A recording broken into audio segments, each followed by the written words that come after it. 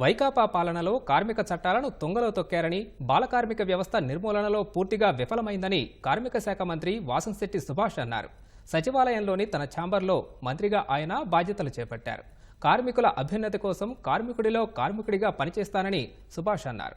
భవన నిర్మాణ కార్మికులు వచ్చే 1% సెస్సును సైతం వైకాపా ప్రభుత్వం పక్కదారి పట్టించిందని, అందుకే కార్మికులు తగిన రీతిలో బుద్ధి చెప్పారని మంత్రి సుభాష్ అన్నారు.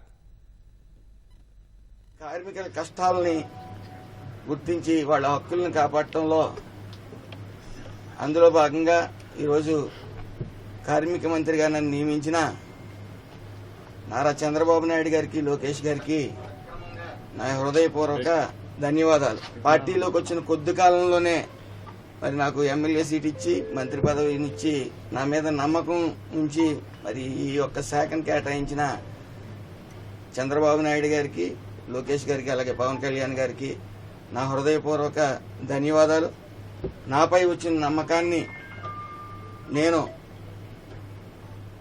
కార్మిక శాఖకు ఒక కార్మికుడిలో పనిచేస్తానని, కార్మికులందరికీ కూడా వాళ్ళ యొక్క హక్కుల్ని పరిరక్షిస్తానని చెప్పి మాటిస్తా ఉన్నాను.